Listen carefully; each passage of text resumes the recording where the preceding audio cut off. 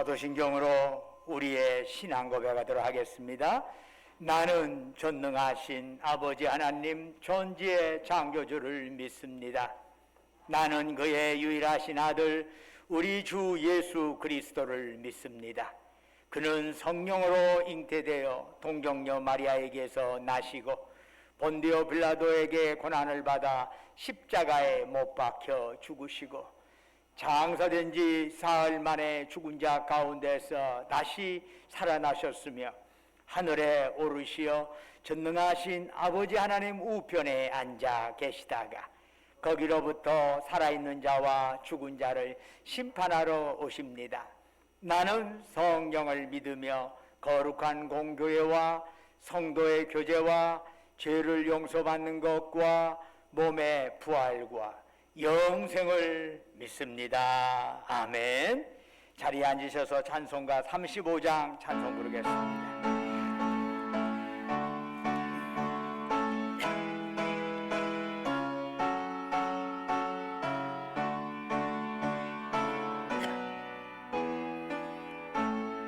곧 영화로신 주 이곳에 오셔서 이 모인 자들로 주 백성 삼으사 그 중에 항상 계시고 그 중에 항상 계시고 큰 영광 나타내소서. 이 백성 기도와 또의 물들임이 양내와 같으리 곧 받으옵소서. 주 예수 크신 복음을 주의 신 복음을 만 백성 듣게 하소서. 또 우리 자손들 다 주를 기리고 조선견돌같이 기나게 하소서. 구원하신 능력을 구원하신 능력을 늘 끝날까지 주소서. 주 믿는 만민이 참 진리 지키며 옛 성도들 같이 주 찬송하다가 저 천국 보좌 앞에서 저 천국 보좌 앞에서 늘 찬송하게 하소서.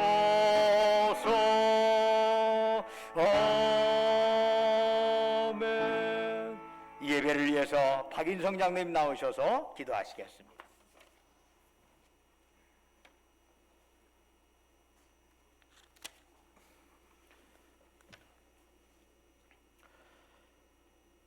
예수께서 대답하여 이르시되 기록되었으니 사람이 떡으로만 살 것이 아니요 하나님의 입으로부터 나오는 모든 말씀으로 살 것이라. 또 기록되었으되 주 너의 하나님을 시험하지 말라. 주 너의 하나님께 경배하고 다만 그를 섬기라 하였느니라. 아멘. 사랑과 은혜로 항상 저희를 지켜주시고 인도하시는 하나님 아버지, 오늘도 이렇게 아버지 전에 나와 찬양과 경배로 예배드릴 수 있도록 인도해 주시는 은혜를 감사를 드립니다. 죄 가운데서 영원히 죽을 수밖에 없는 부족하고 연약한 저희를 사랑하여 주셔서 예수 그리스도의 은혜로 구원하여 주시고 아버지의 자녀로 삼아 주시니 진심으로 감사를 드립니다. 2000년 전 이스라엘 백성들은 주님을 믿노라 하면서도 주님의 고난이 가까워올 때는 모두 배신하고 멀리 떠났던 것처럼 우리들의 신앙도 그리 되지 않기 위해 이 시간 자신을 돌아보게 하시고 회개하는 마음을 허락하여 주시옵소서. 저희가 늘 주님의 말씀대로 살고자 노력하였으나 주님의 뜻대로 살지 못함을 고백합니다. 이 시간 저희의 모든 죄를 회개하오니 용서하여 주시옵소서. 모든 죄를 저희에게서 멀리하여 주시며 저희 죄가 주홍 같을지라도 눈과 같이 희게 하여 주실 줄 믿고 감사를 드립니다. 지난 수요일부터 사순절이 시작되었습니다. 유일하신 예수 그리스도의 이름에 의지하여 은혜의 보좌 앞으로 담대히 나아갑니다. 저희 예배를 기쁘게 받아 주시옵소서. 오늘은 사순절 첫째 주일입니다. 예수님의 부활을 소망하는 사순절의 기간을 통하여 믿음의 백성들이 경건한 생활 속에 철저히 회개하며 주님의 마음과 깊이 접속하기를 원합니다. 특별히 사순절 기간을 보내는 가운데 주님의 고난을 묵상하며 진정으로 십자가의 의미를 마음속 깊이 새기도록 은혜를 부어 주시옵소서. 저희가 주님의 고난을 묵상할 때마다 신앙의 기초를 든든히 다지고 삶의 목적을 발견하며 거룩하게 사순절을 보내게 하여 주시옵소서. 이 나라를 지으신 하나님, 3월 9일은 이 나라의 지도자를 뽑는 날입니다. 앞으로 5년간 이 나라를 이끌어갈 그 모든 일에 있어서 모든 국민이 하나가 되고 또 외교, 국방, 경제적으로 안정될 수 있게 이끌어갈 그런 사람이 선택되게 하여 주시옵소서. 인간의 그릇된 욕망을 따르지 않고 하나님을 두려워하며 하나님을 경배하며 국민들을 위하여 수고하고 애쓰는 위정자가 되게 하여 주시옵소서. 앞에서 이끄는 지도자 한 명이 얼마나 중요한가를 깨닫게 됩니다. 이유도 모르는 채 잘못된 지도자의 판단으로 인해 전쟁터로 내몰리는 러시아 군인들과 또 이들로 인해 수많은 사람들이 죽게 되는 우크라이나를 불쌍히 여겨 주시옵소서. 속히 푸틴이 어리석음에서 벗어나 자신을 돌이켜 회개하기를 원합니다. 자신의 잘못된 선택으로 말미암아 수많은 사람들이 죽음에 이르게 되고 어려운 상황에 놓여 있다는 것을 깨닫게 하여 주시옵소서. 때를 따라 도우시는 하나님 아버지, 지난 2년 동안 코로나19로 인하여 이 땅의 교회와 성도들이 많은 곤란을 겪어왔습니다. 국가적 명운이 걸린 중대한 시기에 한국교회가 전능하신 하나님의 도움을 절실히 간구하며 합심하여 기도하기를 원합니다. 따뜻한 봄볕이 꽁꽁 얼었던 대지를 녹이듯 하나님의 은총을 입은 교회가 사회 곳곳에 불의로 맡겼던 곳을 뚫고 세상의 빛과 소금의 역할을 잘 감당하게 하여 주시옵소서. 이곳에 신강교회를 세우신 하나님 아버지, 함께 울고 웃을 수 있는 공동체를 주심을 감사를 드립니다. 교회가 올바로 서서 건강한 그리스도의 몸된 교회를 세울 수 있도록 인도하여 주시옵소서. 함께 모이게 더욱 힘쓰게 하시고 모인 각 가정과 교회와 하나님의 나라를 위해 함께 기도할 수 있게 인도하여 주시옵소서. 오늘도 육체의 질병으로 또한 경제적인 어려움으로 또한 여러 가지 삶의 무게로 고통당하는 성도들에게 은혜를 베푸시어 어떠한 환난과 시련이 있을지라도 그것을 이겨낼 수 있는 새 힘과 능력을 허락하여 주시옵소서. 하나님 아버지, 이 시간 예배에 임재하여 주셔서 저희의 모든 예배를 받으시고 합당한 은혜를 허락하여 주시옵소서. 하나님의 말씀을 대언하실 담임 목사님에게 복음의 선명한 능력을 허락하여 주시옵소서. 묵상하고 준비한 그 말씀을 가감없이 선포하게 하시고 우리의 아둔하고 어두운 마음을 깨우쳐 하나님의 말씀을 밝히 아는 저희가 되게 하여 주시옵소서. 말씀을 통해 우리의 심령이 회복되고 살아나는 삶이 되도록 인도하여 주시옵소서. 오늘도 차량으로 또한 안내로 찬양으로 방송으로 주일학교 교사로 교회 곳곳에서 예배를 위해 수고하는 손길들을 기억하여 주시고 축복하여 주시옵소서. 주님의 십자가의 고통으로 우리가 구원을 받았은즉 우리 속에 구원의 감격과 감동으로 물결치게 하옵소서. 감사를 드리며 죽음에서 부활하사 우리를 죄 가운데서 구원하여 주신 예수 그리스도의 이름으로 기도드립니다. 아멘.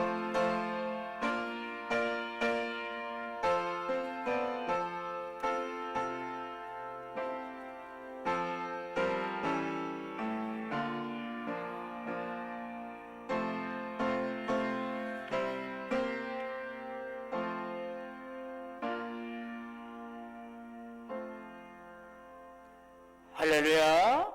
우리 좌우에 있는 형제 자매들 향해서 사랑 인사 나누겠습니다. 주님의 이름으로 사랑합니다. 샬롬. 주님의 이름으로 사랑합니다. 만나뵈서 반갑습니다. 주님의 이름으로 사랑합니다. 교회 소식 전해드리겠습니다. 오늘이 사순절 첫째 주일입니다. 그래서 이번 사순절 기간 동안은 그동안에 우리가 요한복음을 꾸준히 묵상했는데 요한복음에 대한 것들을 다시 한번 재통독하는 시간으로 삼았으면 좋겠습니다. 많은 분량 아닙니다. 그러나 그 분량 날마다 꾸준히 말씀 먹어서 그 말씀을 통해서 우리의 심령이 새로워지기를 바랍니다. 그래서 사순절에 묵상할 말씀 요한복음 이렇게 한 주간치를 쭉 해놨으니까 거기에 여러분들이 거기에 맞춰서 함께 읽으면은 사순절 끝날 때면 요한복음 한번 읽을 수 있는 계기가 되리라고 생각을 합니다. 지난주에 두 건의 상이 있었습니다. 우리 강경래 권사님의 둘째 되시는 양정섭 성도가 64세의 나이로 소천을 했습니다. 그래서 지난 화요일 날 3월 1일 날 소천해서 모든 거 다 주님의 은혜 가운데 다 모든 장례치를 잘 치르게 되었습니다. 감사하고 만나 뵈면 위로해주고 이렇게 격려해 주셨으면 고맙겠습니다. 또 하나는 우리 선양관 집사님의 친정아버지 되시는 손영태 집사 김제에 사시는 분인데 그분이 소천을 하셨습니다. 87세로 소천을 하셨어요. 지난 수요일 날 소천하셔서 금요일 날 모든 장례 절차 마무리되었습니다. 만나 뵈면 여러분들이 개별적으로 격려해 주시고 위로해 주시면 되겠습니다. 나머지는 주보를 참조해 주시고 찬송가 254장 부르시면서 하나님께 예물 드리겠습니다.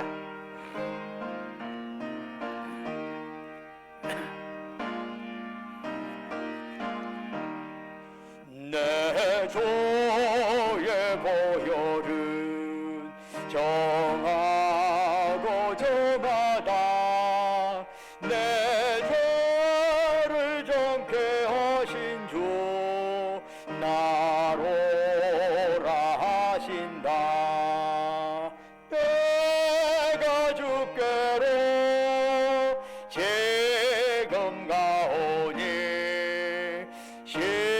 십자가의 보혈로 날 씻어 주소서. 약하고 주에도 주께로 나가면 힘겨세고 내 추함을 거시서 주시네. 내가 주께로 지금 가오니 십자가의 보혈로 날 씻어 주소서. 나로라 하심은 온전한 믿음과 또 사랑함과 평안함 다 주려 함이라. 내가 주께로 지금 가오니 십자가의 보혈로 날 씻어 주소서.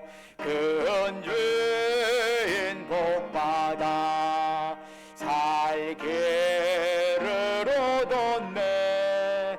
아랍지 넓고 큰 은혜 베풀어 주소서. 내가 주께로 지금 가오니 십자가의 보혈로 날 씻어 주소서. 그 피가 맘속에 큰 증거 됩니다. 내게도 소리 들어사 다 허락하소서. 내가 주께로 지금 가오니 십자가의 보혈로 날 씻어 주소서. 아멘. 은혜와 사랑이 충만하신 아버지 하나님, 거룩한 성의를 저희들에게 허락하여 주시고 이 시간 주의 전에 나와서 이처럼 주님 앞에 예배드릴 수 있도록 저희들의 몸과 마음을 이것으로 지금까지 보살피시고 인도하신 주님, 이 시간 저희들 주님을 앙망하면서 우리의 마음과 뜻과 정성과 힘을 다해 주께 예배드리오니 이 시간 오직 주만이 우리가 드리는 찬양, 영광 홀로 받으시옵소서. 아버지 하나님, 저희들이 드리는 예배가 진정 하늘에는 영광이요 예배드린 우리 모두에게 은혜와 기쁨 충만한 자리가 되기를 원합니다. 특별히 주의 영이 우리의 심령을 가득 채워주셔서 우리의 연약한 영육이 강건해지게 하옵시고 우리 안에 얽히고 설킨 문제가 해결받는 이 자리가 되기를 원합니다. 지난 한 주간도 주님의 은혜 안에 살게 하시고 오늘 거룩한 성일 맞이하여 주 앞에 나올 때 우리의 정성을 담아 소중한 물질 주께 바치게 하심 감사를 드립니다. 그동안 주께서 우리에게 베풀어 주신 사랑과 은총 생각하면서 예물 드리오니 주여 받으시고 바치는 심령마다 큰 복을 내려 주옵소서. 11조로 주께 바칩니다. 범사에 감사해서 범사감사금 드립니다. 우리의 삶의 여정 곳곳에 하나님의 손길을 감지하면서 다양한 제목으로 특별감사금 드립니다. 매주마다 주님과 약조했던 주정금 바칩니다. 너희는 땅끝까지 가서 내 증인 되어라 주의 말씀 가슴에 새기면서 우리는 몸으로 갈 수 없고 대신 보내는 선교사 역할로 감당하기 위하여 해외 선교금, 국내 선교금 드리옵니다. 우리 주변의 어려운 이웃들을 생각하면서 국률의 마음 담아 사랑 나눔 헌금 바칩니다. 그 밖에 각자의 처지와 형편에 따라 아버지 하나님께 서원하며 간구하며 예물 드리오니 그들의 기도에 제목 주님 귀 기울여 주시고 들으시고 가장 적절한 때에 가장 적절한 방식으로 응답하여 주시옵소서. 아버지 하나님, 특별히 저희 교회 여러 시설 노후화로 안타깝게 여기면서 시설 안금하는 자에게도 함께하여 주옵소서. 그 밖에 꽃으로, 목소리로, 몸으로 여러 형태로 이름도 없이 빛도 없이 헌신하고 헌물하는 저들을 기억하여 주옵시고 저들의 섬김 하늘 상급에 가득 채워 주시옵소서. 아버지 하나님, 한 번 왔다 가는 인생 주님의 은혜 가운데 저희들이 하나님의 자녀가 되었습니다. 주님의 은혜 안에 이 글이 되었음에 주께서 우리 영혼 부르시는 그날까지 하나님께 죽도록 충성하며 섬기며 나누며 살아가게 하시고 또한 주님께서 저희들에게 허락하신 것을 가지고 이웃을 섬기고 나눌 수 있는 삶이 되게 하옵소서. 우리 주 예수 그리스도의 이름으로 간절히 기도드립니다. 아멘. 이 시간 우리에게 주시는 하나님의 말씀은 요한복음 18장 12절에서 27절까지의 말씀이 되겠습니다. 신약성경 178쪽입니다.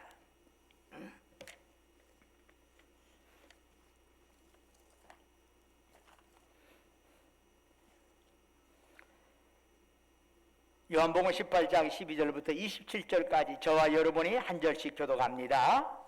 이에 군대와 천부장과 유대인의 아랫사람들이 예수를 잡아 결박하여 먼저 안나스에게로 끌고 가니 안나스는 그의 대제사장인 가야바의 장인이라.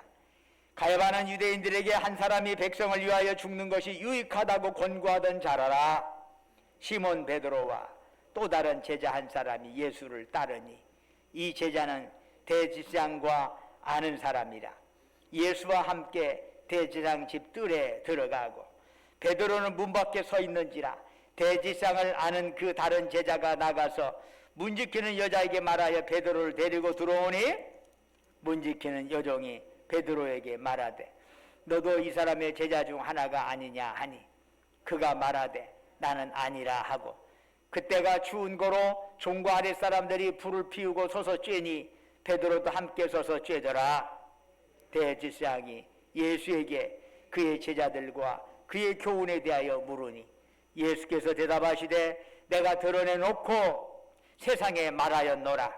모든 유대인들이 모이는 회당과 성전에서 항상 가르쳤고 은밀하게는 아무것도 말하지 아니하였거늘 어찌하여 내게 묻느냐.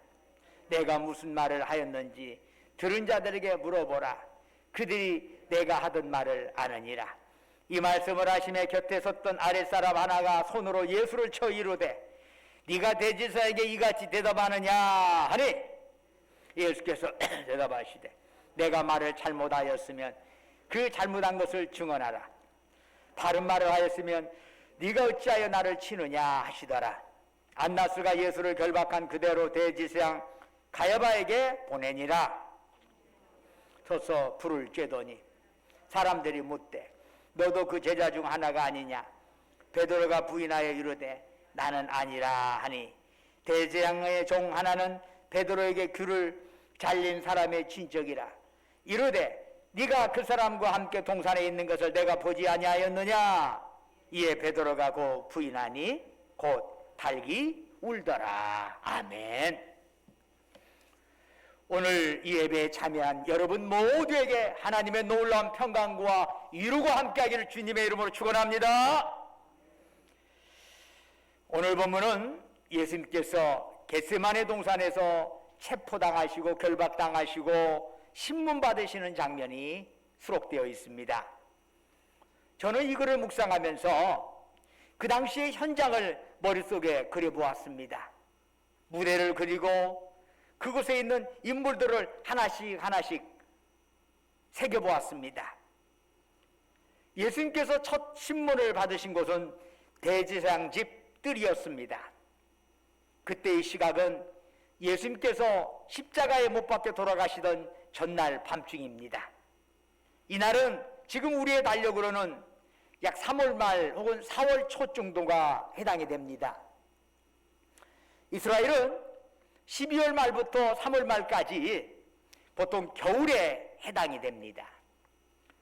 그래서 3월 말이나 4월 초 사이에는 이제 겨울이 끝나가고 이른봄이 막 시작하려는 때입니다.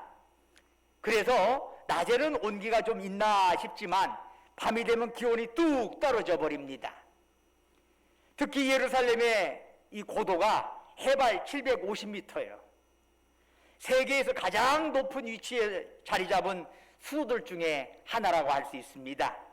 게다가 겨울철 유다 광야에서 불어오는 바람은 유난히도 춥습니다. 예수님께서 잡히시던 날 밤 사람들은 요한복음 18장 18절을 보니까 숯불에 몸을 녹이고 있었습니다. 안나스의 신문 후에 예수님께서는 가야바 대제사장에게 보내졌는데 25절을 보면 그곳의 사람들도 숯불을 피워 몸을 녹여야 했습니다. 집들에는 불이 피어 있고 예수님께서는 뜰 중앙에 서 계십니다. 그곳에 여러 군상들이 보입니다. 대제사장, 하수인들, 로마 병정들, 베드로, 그리고 익명의 또 다른 제자가 그곳에 있습니다. 그러면 그 많은 사람들 속에서 어떤 일이 벌어지고 있나요? 겟세마네 동산에서 체포에 성공한 로마 군대는 예수님을 결박한 뒤 먼저 안나스에게로 끌고 갑니다.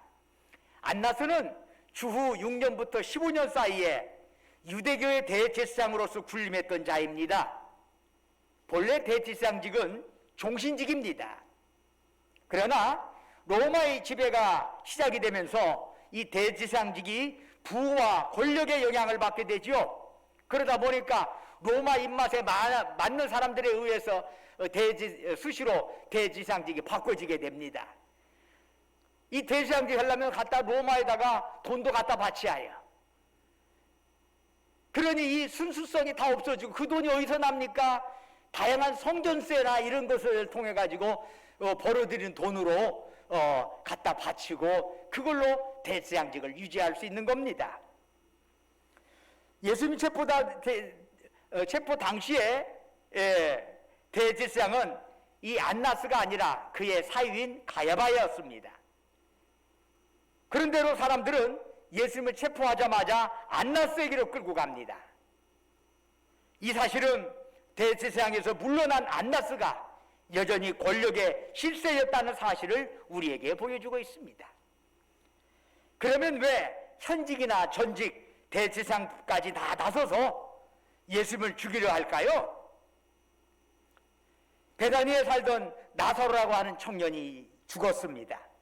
장사한 지 나흘이 지나 시체에서 악취가 풍기고 있을 때 예수님께서 그 마을에 오셨습니다. 그리고 나사로의 무덤에 가서 나사로야 나오라 외치시니 죽었던 나사로가 살아났습니다. 이 소문은 삽시간에 이 마을 저 마을로 퍼져갔고 소문을 들은 군중들은 예수님께서 예루살렘에 입성하실 때 엄청난 환호를 보내게 됩니다.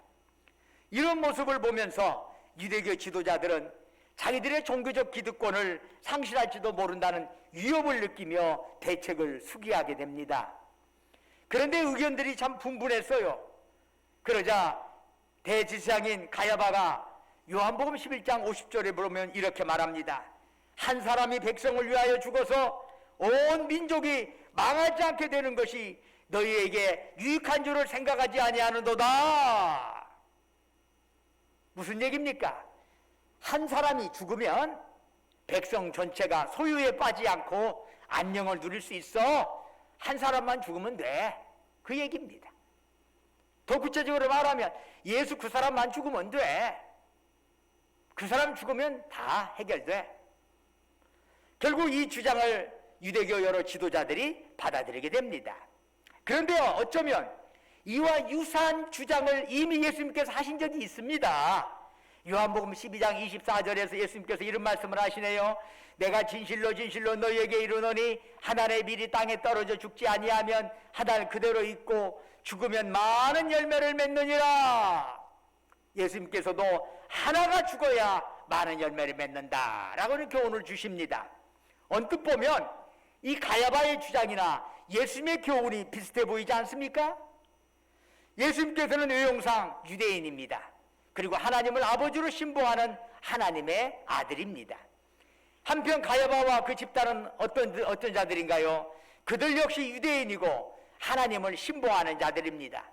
적어도 겉으로 보기에는 예수님과 가야바 사이에 아무런 차이가 없어 보입니다. 그런데 과연 그럴까요? 정말 똑같을까요? 전혀 그렇지 않습니다. 겉으로는 똑같아 보이지만 속을 들여다보면 본질적으로 다릅니다. 예수님께서 한 사람이 죽어 만민을 구원하실다고 말하실 때 그 말씀은 사랑에서 나온 것이고 그 한 사람은 바로 당신 자신이었습니다. 반면에 가야바의 말은 예수님을 향한 증오심에서 나왔고 또 죽어야 할 사람은 자신이 아니라 바로 그 타인 예수님이었습니다. 다른 사람을 죽임으로써 자기들 기득권 세력을 유지하겠다는 주장입니다. 결국 이 둘의 말은 비슷해 보이지만은 그 말이 지향하는 바가 근본적으로 다름을 보이게 할 수 있습니다. 안나스는 예수님을 다그쳤습니다. 평소 제자들에게 무엇을 가르쳤는지 그 내용을 이실직고하라는 겁니다. 그러나 예수님께서는 직접 답변하지 않고 대신 이미 공개적으로 가르쳤으니까 그렇게 알고 싶으면 당신의 말씀을 들었던 자들에게 직접 물어보라 이렇게 말씀을 하시는 겁니다. 이렇게 말씀하신 이유는 안나스가 정말 주님의 가르침을 듣고 싶어서가 아니라 주님의 말씀으로 트집 잡기 위해서라는 사실을 잘 알고 계셨기 때문이죠. 예수님께서 즉답을 피하시자 그 자리에서 놀라운 일이 벌어졌습니다. 요한복음 18장 22절은 그렇게 그 사건을 이렇게 증언하네요. 이 말씀을 하시며 곁에 섰던 아랫사람 하나가 손으로 예수를 쳐 이르되 네가 대제사장에게 이같이 대답하느냐. 예수님의 답변이 끝나기가 무섭게 대제사장 집에 아랫사람 한 명이 예수님의 대답이 대제사장에게 불손하다는 이유로 예수님의 뺨을 친 겁니다. 아직 신문이 진행 중인데 폭력을 행한 겁니다. 이것은 선고에 의해 유죄가 확정되기 전에는 육체적 가혹행위를 하지 못하게 한 유대법에도 위배되는 일이었습니다. 특히 유대인들에게 있어서 어떤 사람의 뺨을 치는 것은 그 사람의 존엄성을 파괴하는 것이기 때문에 거의 금지시되는 행동입니다. 그런데도 대지상의 하수인은 하나님의 아들인 예수님을 폭행하였습니다. 그것은 진리를 때린 것입니다. 그 하수인은 길이요 진리요 생명이신 예수님을 가까이서 만나는 기회를 가졌음에도 불구하고 오히려 예수님에게 폭력을 가하는 최초의 인간이 되었습니다. 이 패역한 하수인과 비교해 볼 때 베드로는 어떻습니까? 베드로는 예수님의 제자입니다. 즉 베드로는 예수님의 뺨을 친 그 사람과는 근본이 달랐습니다. 그렇다면 베드로는 그 하수인과는 뭐가 달라도 분명히 달라야 하지 않겠습니까? 그런데 실제로 베드로의 행태는 어떠했습니까? 그는 대제사장 집들에서 3번이나 주님을 모른다고 공개적으로 부인을 하였습니다. 마지막에는 주님을 욕하고 저주하기까지 하였습니다. 그거 역시 주님에 대한 폭력이었습니다. 그 점에서는 대제사장의 하수인과 조금도 다를 바가 없습니다. 차이가 있다면 하수인은 주먹으로 폭력을 행사하였고 베드로는 말로 폭력을 행사했다는 것뿐입니다. 진짜 향나무와 가짜 향나무의 차이가 언제 드러납니까? 도끼에 찍히는 순간에 나타납니다. 진짜 향나무는 찍힐수록 향기를 더욱 진동하지만 가짜는 찍힐수록 도끼날만 상하게 할 뿐입니다. 베드로는 예수님의 수제자로 여겨졌습니다. 그러나 정작 예수님으로 인하여 자신의 목숨이 이웃받을 수 있게 되자 단호히 예수님과 선을 그었습니다. 그는 그리스도의 향기를 전혀 드러내지 못한 것이지요. 왜 그랬을까요? 주님이 잡히시기 전에 베드로는 호언장담을 했습니다. 다 주를 버릴지라도 나는 결코 주님 버리지 않습니다. 말만 한 게 아니죠. 겟세마네 동산에서 일군의 무리들이 예수님을 체포를 할 때 칼을 휘두르며 그들 앞을 가로막은 사람이 누굽니까? 바로 베드로입니다. 베드로가 이처럼 용감할 수 있었던 이유는 무엇일까요? 베드로는 자기와 함께 하시는 예수님께서 이스라엘의 독립을 가져다 줄 정치적 메시아라는 사실을 믿어 의심치 않았습니다. 풍랑이 가득한 바다를 잠재우신 능력이라면 5,000명을 떡 5개와 물고기 2마리로 먹이신 그 권능이라면 능히 베드로의 기대를 충족시킬 수 있다라고 굳게 믿었던 거지요. 그런데 지금 베드로의 눈앞에는 어떤 일이 벌어지고 있나요? 그처럼 철수까지 믿었던 주님께서 저항 한 번도 없이 군병들에게 잡히시는 것이 아닙니까? 또한 예수님께서는 무기력하게 끌려가고 있는 거 아닙니까?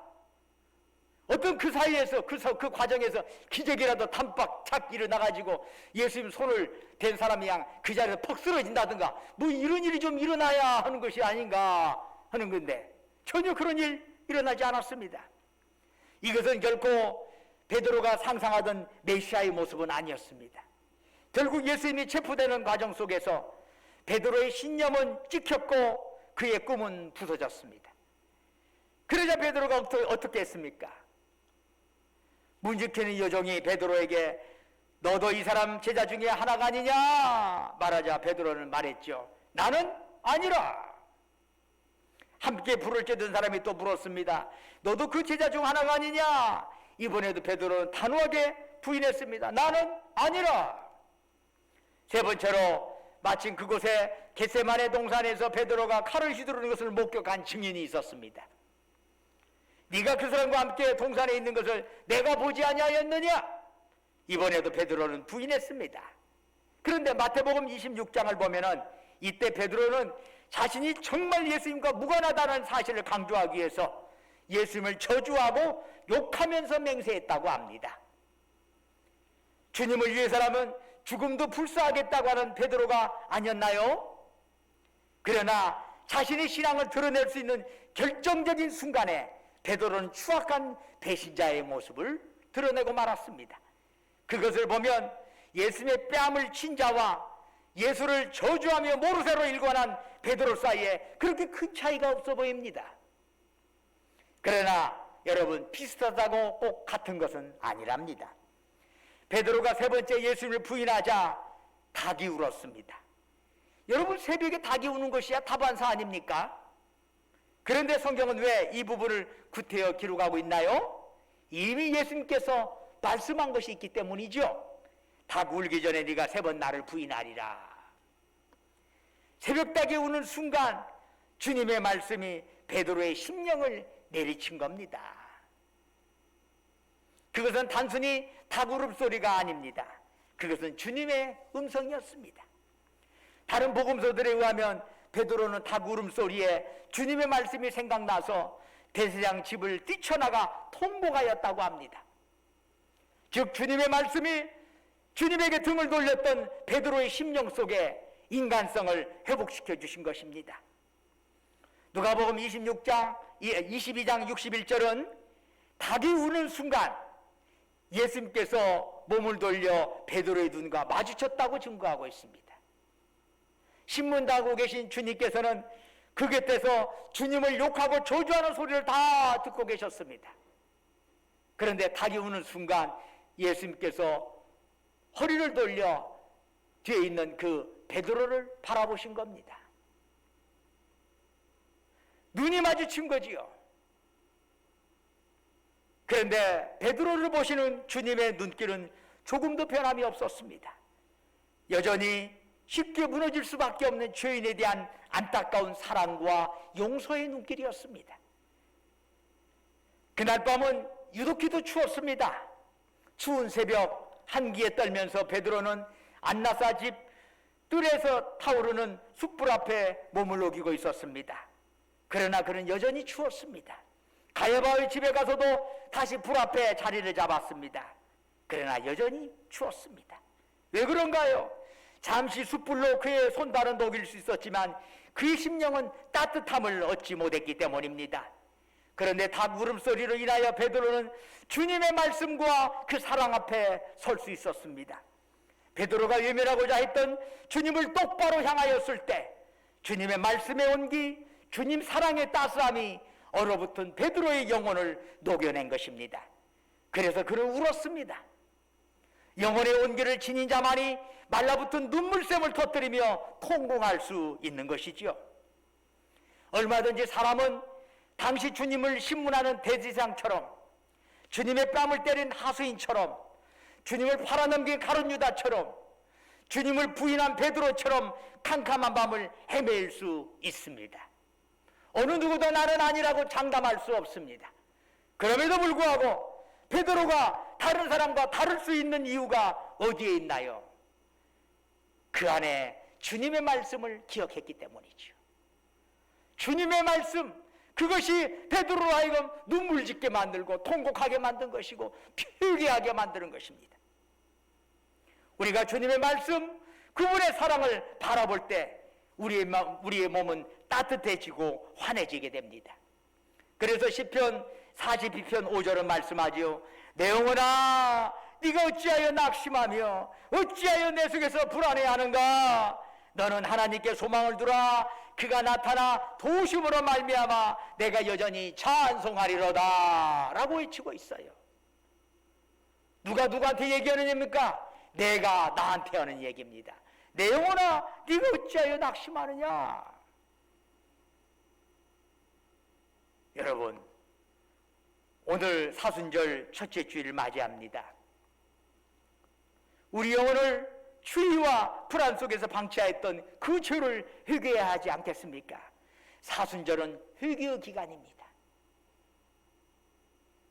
하나님 보시기에 우리가 여러분 회개할 것이 하나도 없으십니까?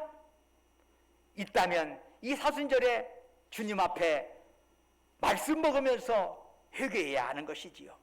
우리 영혼이 얼어 있었기에 한풍이 휩싸인 이웃과 사이를 녹이는커녕 더 얼어붙게 하였음을 우리 기독교인들은 회개해야 합니다. 분열과 증오와 다툼으로 찢기고 망가진 역사에 사랑과 봉합을 이룰 수 있는 자가 누구일까요? 그 영혼이 따뜻한 자인 것입니다. 사랑하는 신광교회 여러분, 이 시간부터 우리 모두 주님의 말씀으로 주님의 사랑으로 우리 영혼 녹여 온기를 되찾기를 주의 이름으로 축원합니다. 지금 우리는 어려운 시기를 지나가고 있습니다. 그럴 때일수록 더욱더 주님 바라보면서 주님의 말씀과 사랑의 물을 지피며 여러분과 제가 따뜻한 영혼 되기를 주님의 이름으로 축원합니다.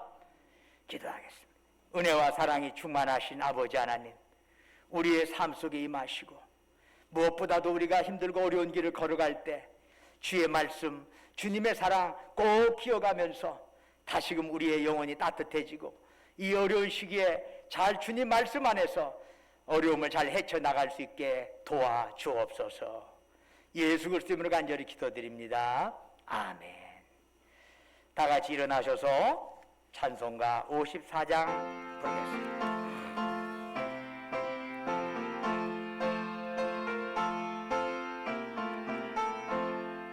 주여 복을 구하오니 별에 가게 하시고 사람마다 전해로 이게 들어가시고 광야 같은 세상에서 항상 인도하소서. 주의 복된 말씀 듣고 무한 감사합니다.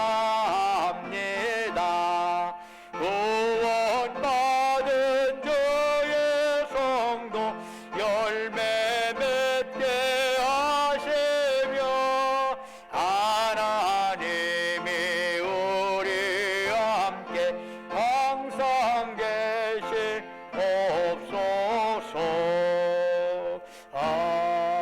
아멘. 이제는 우리 주 예수 그리스도의 은혜와 아버지 하나님의 만극하신 사랑과 성령님의 이루하시고 교통하시고 충만케 하심의 역사가 우리를 사랑하시고 우리에게 말씀의 능력으로 항상 우리 곁에 계시는 우리 주님 바라보면서 때로는 힘들고 어렵고 답답한 이 현실 앞에서